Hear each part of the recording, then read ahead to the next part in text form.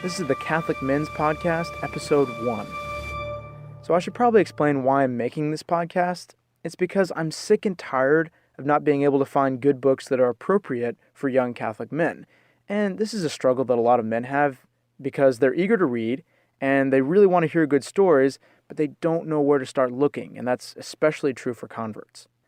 So my thinking was, I really need to read anyway, so I may as well read into a mic and try to help other Catholic men out there hear good stories. You really could just call this podcast the Catholic Men's Reading Podcast for these first few episodes, but later on when I have time, we'll be doing other things like how to be a Catholic gentleman, which is a notion that's totally lost in today's world, how to be chivalrous, how to be a saint, basically. But for this first story, I wanted it to be a story that's really engaging so that y'all would be hungry to come back for more, and then maybe on Sundays, I'll read St. John Vianney's sermons or a saint story or, something a lot more inspiring. But for now, it's going to be just simply good secular stories. So our first story is going to be called The Striped Chest by Sir Arthur Conan Doyle. Now, most people think that Arthur Conan Doyle only wrote Sherlock Holmes stories, but they don't know just how many other things he wrote, and they're fascinating. They're books like Sir Nigel or The White Company. But this one is taken out of a book called The Green Flag and Other Stories of War and Sport. Before we begin, I just want to say that Sir Arthur Conan Doyle, maybe more than any other writer, knows how to put you in an ambience and engage you so much that he has your attention in the palm of his hand. So, for this one, put your seat back and let your imagination fly. This is The Striped Chest.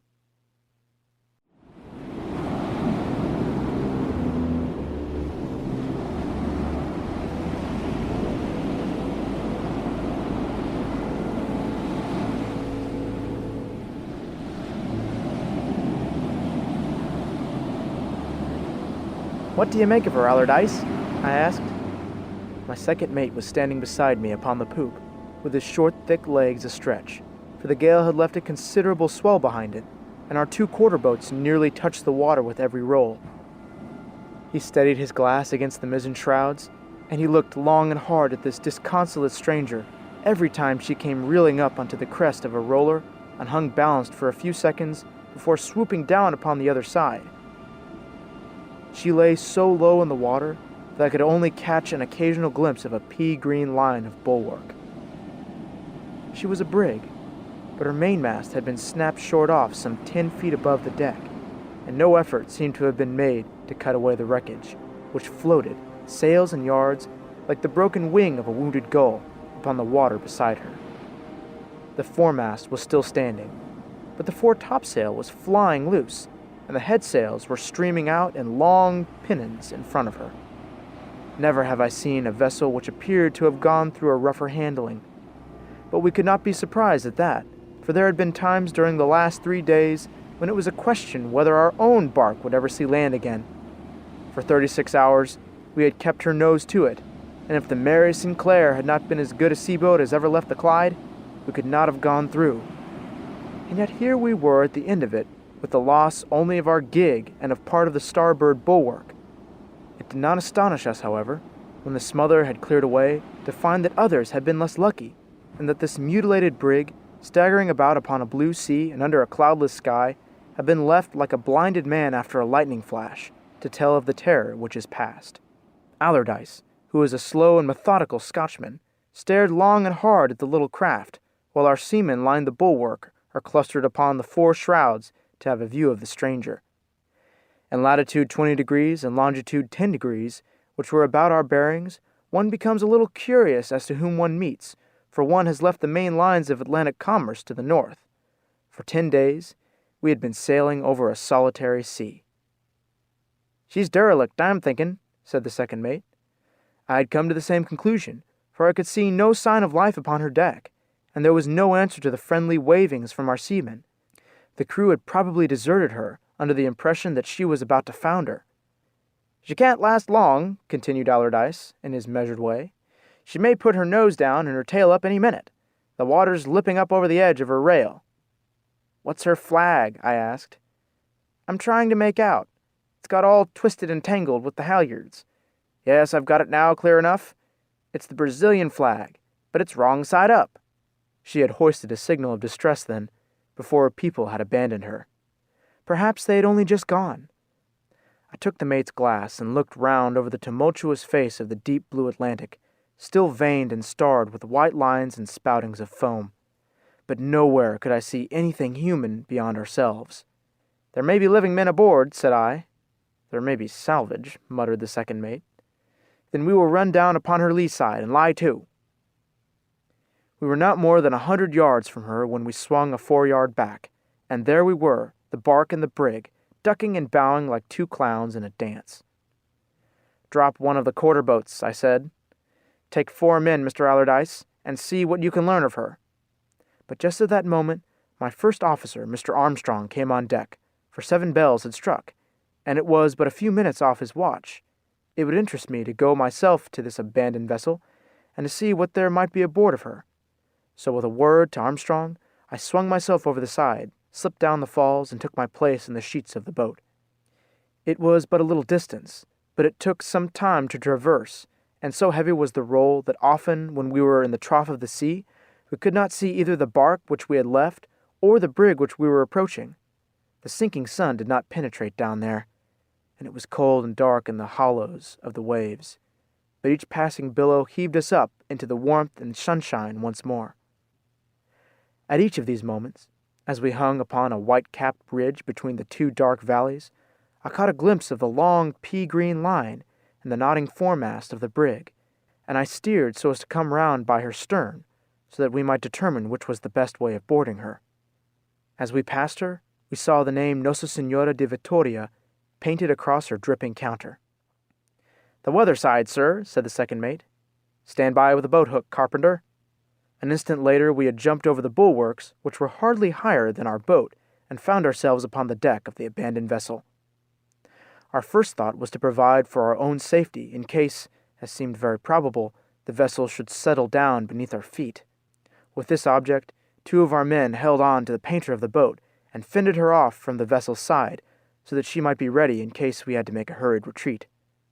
The carpenter was sent to find out how much water there was, and whether it was still gaining, while the other seaman, Allardyce and myself, made a rapid inspection of the vessel and her cargo. The deck was littered with wreckage and with hen coops, in which the dead birds were washing about. The boats were gone, with the exception of one, the bottom of which had been stove, and it was certain that the crew had abandoned the vessel. The cabin was in a deck-house, one side of which had been beaten in by a heavy sea. Allardyce and I entered it, and found the captain's table as he had left it, his books and papers, all Spanish or Portuguese, scattered all over it, with piles of cigarette ash everywhere. I looked about for the log, but could not find it. "As likely as not he never kept one," said Allardyce. "Things are pretty slack aboard a South American trader, and they don't do more than they can help. If there was one, it must have been taken away with him in the boat." "I should like to have all these books and papers," said I. "Ask the carpenter how much time we have." His report was reassuring. The vessel was full of water, but some of the cargo was buoyant, and there was no immediate danger of her sinking. Probably she would never sink, but would drift about as one of those terrible unmarked reefs which have sent so many stout vessels to the bottom. "In that case there is no danger in your going below, Mr. Allardyce," I said.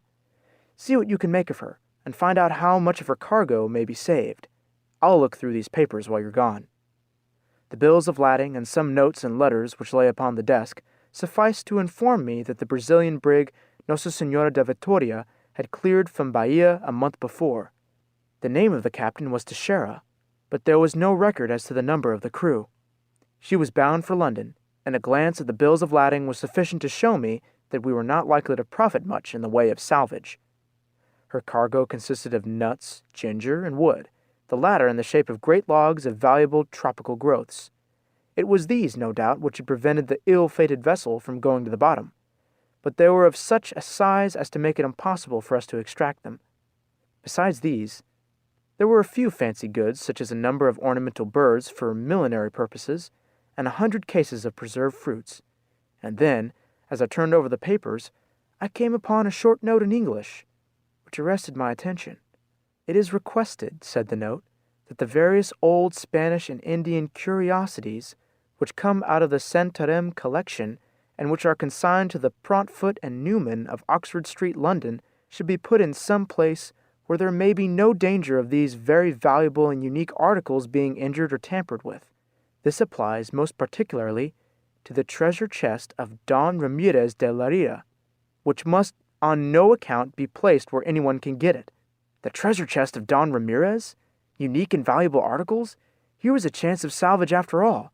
I had risen to my feet, with the paper in my hand, when the Scotch mate appeared in the doorway. "I'm thinking all isn't quite as it should be aboard this ship, sir," said he. He was a hard-faced man, and yet I could see that he had been startled. "What's the matter?" "Murder's the matter, sir. There's a man here with his brains beaten out." "Killed in the storm?" said I. "Maybe so, sir, but I'll be surprised if you think so after you've seen him." "Where is he, then?" "This way, sir, here in the main deck house." There appeared to have been no accommodation below in the brig, for there was the after-house for the captain, another by the main hatchway, with the cook's galley attached to it, and a third in the forecastle for the men. It was to this middle one that the mate led me. As you entered, the galley with its litter of tumbled pots and dishes was upon the right, and upon the left was a small room with 2 bunks for the officers. Then beyond there was a place about 12 feet square, which was littered with flags and spare canvas. All round the walls were a number of packets done up in coarse cloth and carefully lashed to the woodwork. At the other end was a great box, striped red and white, though the red was so faded and the white so dirty that it was only where the light fell directly upon it that one could see the coloring. The box was, by subsequent measurement, 4 feet 3 inches in length, 3 feet 2 inches in height, and 3 feet across, considerably larger than a seaman's chest. But it was not to the box that my eyes or my thoughts were turned as I entered the storeroom. On the floor, lying across the litter of bunting, there was stretched a small dark man with a short curling beard. He lay as far as it was possible from the box, with his feet towards it and his head away. A crimson patch was printed upon the white canvas on which his head was resting, and little red ribbons wreathed themselves round his swarthy neck and trailed away onto the floor, but there was no sign of a wound that I could see, and his face was as placid as that of a sleeping child. It was only when I stooped that I could perceive his injury, and then I turned away with an exclamation of horror. He had been poleaxed, apparently by some person standing behind him. A frightful blow had smashed in the top of his head and penetrated deeply into his brain. His face might well be placid, for death must have been absolutely instantaneous, and the position of the wound showed that he could never have seen the person who had inflicted it. "Is that foul play or accident, Captain Barclay?" asked my second mate demurely. "You are quite right, Mr. Allardyce. The man has been murdered, struck down from above by a sharp and heavy weapon. But who was he, and why did they murder him?" "He was a common seaman, sir," said the mate. "You can see that if you look at his fingers." He turned out his pockets as he spoke, and brought to light a pack of cards, some tarred string, and a bundle of Brazilian tobacco. "Hullo, look at this," said he. It was a large open knife with a stiff spring blade which he had picked up from the floor. The steel was shining and bright, so that we could not associate it with the crime, and yet the dead man had apparently held it in his hand when he was struck down, for it still lay within his grasp. "Looks to me, sir, as if he knew he was in danger, and kept his knife handy," said the mate. "However, we can't help the poor beggar now. I can't make out these things that are lashed to the wall. They seem to be idols and weapons and curios of all sorts done up in old sacking." "That's right," said I. "They are the only things of value that we are likely to get from the cargo. Hail the bark and tell them to send the other quarter-boat to help us get the stuff aboard." While he was away, I examined this curious plunder which had come into our possession. The curiosities were so wrapped up that I could only form a general idea as to their nature, but the striped box stood in a good light where I could thoroughly examine it. On the lid, which was clamped and cornered with metalwork, there was engraved a complex coat of arms, and beneath it was a line of Spanish, which I was able to decipher as meaning "The treasure chest of Don Ramirez de la Riera, Knight of the Order of St. James, Governor and Captain General of Terra Firma and of the province of Veraquas." In one corner was the date 1606, and on the other a large white label upon which was written in English, "You are earnestly requested upon no account to open this box." The same warning was repeated underneath in Spanish. As to the lock, it was a very complex and heavy one of engraved steel, with a Latin motto which was above a seaman's comprehension. By the time I had finished this examination of the peculiar box, the other quarter-boat with Mr. Armstrong, the first officer, had come alongside, and we began to carry out and place in her the various curiosities, which appeared to be the only objects worth moving from the derelict ship. When she was full, I sent her back to the bark, and then Allardyce and I, with the carpenter and one seaman, shifted the striped box, which was the only thing left to our boat, and lowered it over, balancing it upon the two middle thwarts, for it was so heavy that it would have given the boat a dangerous tilt had we placed it at either end. As to the dead man, we left him where we had found him. The mate had a theory that at the moment of the desertion of the ship, this fellow had started plundering, and that the captain, in an attempt to preserve discipline, had struck him down with a hatchet or some other heavy weapon. It seemed more probable than any other explanation, and yet it did not entirely satisfy me either. But the ocean is full of mysteries, and we were content to leave the fate of the dead seaman of the Brazilian brig to be added to that long list which every sailor can recall. The heavy box was slung up by ropes onto the deck of the Mary Sinclair, and was carried by 4 seamen into the cabin, where, between the table and the after lockers, there was just enough space for it to stand. There it remained during supper, and after that meal the mates remained with me and discussed, over a glass of grog, the event of the day. Mr. Armstrong was a long, thin, vulture-like man, an excellent seaman, but famous for his nearness and cupidity. Our treasure trove had excited him greatly, and already he had begun with glistening eyes to reckon up how much it might be worth to each of us when the shares of the salvage came to be divided. "If the paper said that they were unique, Mr. Barclay, then they may be worth anything that you like to name. You wouldn't believe the sums that the rich collectors give. £1,000 is nothing to them. We'll have something to show for our voyage, or I am mistaken." "I don't think that," said I. "As far as I can see, they are not very different from many other South American curios." "Well, sir, I've traded there for 14 voyages, and I have never seen anything like that chest before. That's worth a pile of money just as it stands. But it's so heavy that surely there must be something valuable inside it. Don't you think that we ought to open it up and see?" "If you break it open, you will spoil it as likely as not," said the second mate. Armstrong squatted down in front of it, with his head on one side and his long, thin nose within a few inches of the lock. "The wood is oak," said he, "and it has shrunk a little with age. If I had a chisel or a strong-bladed knife, I could force that lock back without doing any damage at all." The mention of a strong-bladed knife made me think of the dead seaman upon the brig. "I wonder if he could have been on the job when someone came to interfere with him," said I. "I don't know about that, sir, but I'm perfectly certain that I could open that box. There's a screwdriver here in the locker. Just hold the lamp, Allardyce, and I'll have it done in a brace of shakes." "Wait a bit," said I, for already with eyes which gleamed with curiosity and with avarice, he was stooping over the lid. "I don't see that there's any hurry over this matter. You've read that card which warns us not to open it. It may mean anything, or it may mean nothing, but somehow I feel inclined to obey it." The first officer seemed bitterly disappointed at my decision. "If it gets out of our own hands, and we don't see for ourselves what is inside it, we may be done out of our rights. Besides, that's enough, Mr. Armstrong," said I, abruptly. "You may have every confidence that you will get your rights, but I will not have that box opened tonight." "Why, the label itself shows that the box has been examined by Europeans," Allardyce added. "Because a box is a treasure box is no reason that it has treasures inside it now." Armstrong threw the screwdriver down upon the table and shrugged his shoulders. "Just as you like," said he, but for the rest of the evening, although we spoke upon many subjects, I noticed that his eyes were continually coming round with the same expression of curiosity and greed to that old striped box. And now I come to that portion of my story which fills me even now with a shuddering horror when I think of it. The main cabin had the rooms of the officers round it, but mine was the farthest away from it at the end of the little passage which led to the companion. No regular watch was kept by me, except in cases of emergency, and the 3 mates divided the watches among them.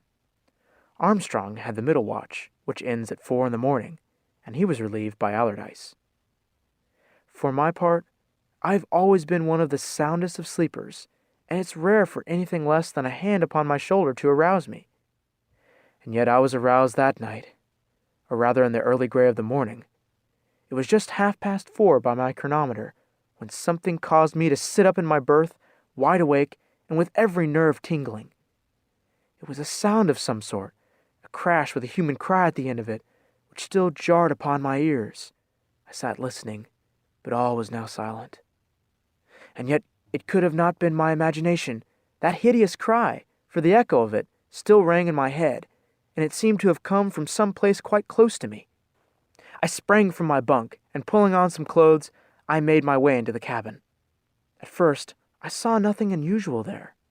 In the cold gray light, I made out the red-clothed table, the 6 rotating chairs, the walnut lockers, the swinging barometer, and there, at the end, the big striped chest.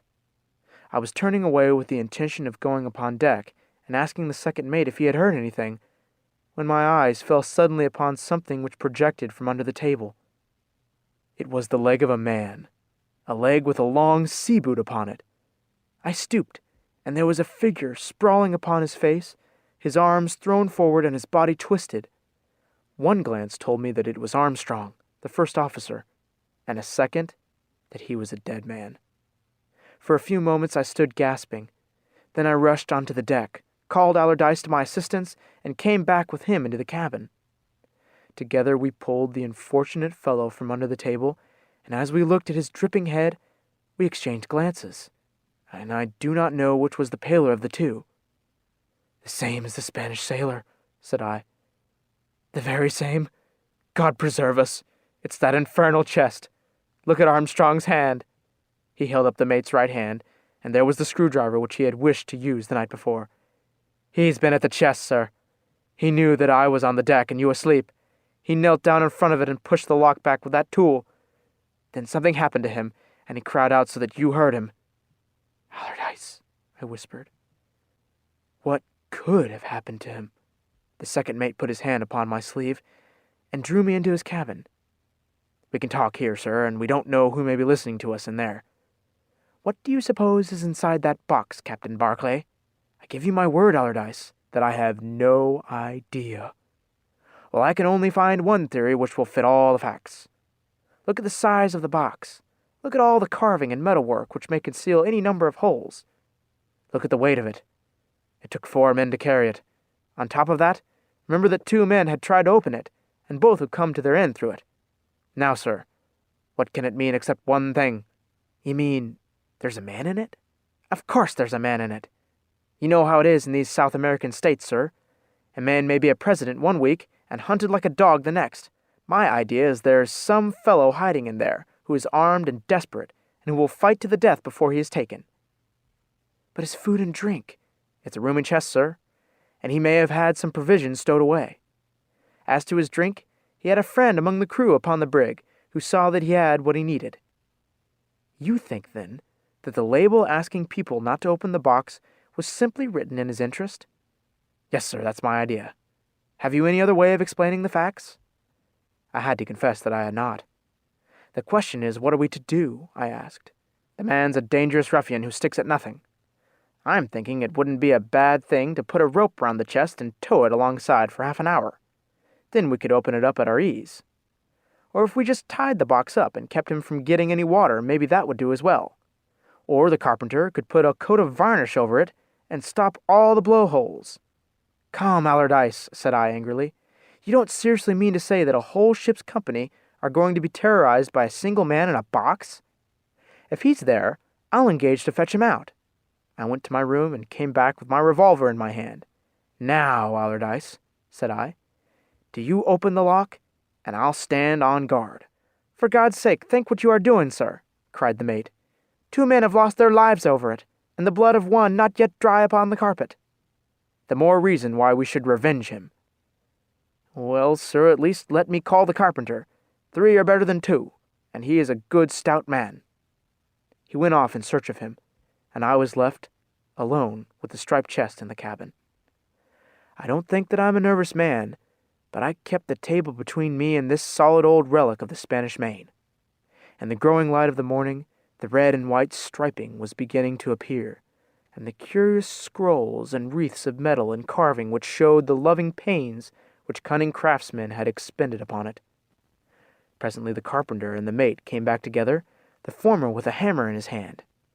"It's a bad business, this, sir," said he, shaking his head, as he looked at the body of the mate. "And you think there's someone hiding in the box?" "There's no doubt about it," said Allardyce, picking up the screwdriver and setting his jaw like a man who needs to brace his courage. "I'll drive the lock back if you'll both stand by. If he rises, let him have it on the head with your hammer, carpenter. Shoot at once, sir, if he raises his hand. Now!" He had knelt down in front of the striped chest and passed the blade of the tool under the lid. With a sharp snick, the lock flew back. "Stand by!" yelled the mate, and with a heave, he threw open the massive top of the box. As it swung up, we all three sprang back, I with my pistol leveled, and the carpenter with the hammer above his head. Then, as nothing happened, we each took a step forward and peeped in. The box was empty. Not quite empty either, for in one corner was lying an old yellow candlestick, elaborately engraved, which appeared to be as old as the box itself. Its rich yellow tone and artistic shape suggested that it was an object of value. For the rest, there was nothing more weighty or valuable than dust in the old striped treasure chest. "Well, I'm blessed!" cried Allardyce, staring blankly into it. "Where does the weight come in, then? Look at the thickness of the sides, and look at the lid. Why, it's 5 inches through. And see that great metal spring across it? That's for holding the lid up," said the mate. "You see, it won't lean back. What's that German printing on the inside? It means that it was made by Johann Rothstein of Augsburg in 1606. And a solid bit of work, too. But it doesn't throw much light on what has happened, does it, Captain Barclay? That candlestick looks like gold. We shall have something for our trouble after all." He leant forward to grasp it, and from that moment I have never doubted as to the reality of inspiration, for on the instant I caught him by the collar and pulled him straight again. It may have been some story of the Middle Ages which had come back to my mind, or it may have been that my eye had caught some red which was not that of the rust upon the upper part of the lock, but to him and to me it will always remain an inspiration, so prompt and sudden was my action. "There's devilry here," said I. "Give me the crooked stick from the corner." It was an ordinary walking cane with a hooked top. I passed it over the candlestick and gave it a pull. With a flash, a row of polished steel fangs shot out from below the upper lid, and the great striped chest snapped at us like a wild animal. Clang came the huge lid into its place, and the glasses on the swinging rack sang and tinkled with the shock. The mate sat down on the edge of the table and shivered like a frightened horse. "You've saved my life, Captain Barclay," said he. So this was the secret of the striped treasure chest of old Don Ramirez de Leia, and this was how he preserved his ill-gotten gains from the terra firma and the province of Veraquas. Be the thief ever so cunning, he could not tell that golden candlestick from the other articles of value, and the instant that he laid hand upon it, the terrible spring was unloosed, and the murderous steel spikes were driven into his brain, while the shock of the blow sent the victim backwards and enabled the chest to automatically close itself. How many, I wondered, had fallen victims to the ingenuity of the mechanic of Augsburg? And as I thought of the possible history of that grim, striped chest, my resolution was very quickly taken. "Carpenter, bring 3 men and carry this on deck." "Going to throw it overboard, sir?" "Yes, Mr. Allardyce. I'm not superstitious as a rule, but there are some things which are more than a sailor can be called upon to stand." So we did not even wait for the 3 sailors, but we carried it out, the mate, the carpenter, and I, and we pushed it with our own hands over the bulwarks. There was a white spout of water, and it was gone. There it lies, the striped chest, 1,000 fathoms deep, and, if, as they say, the sea will some day be dry land, I grieve for the man who finds that old box and tries to penetrate into its secret.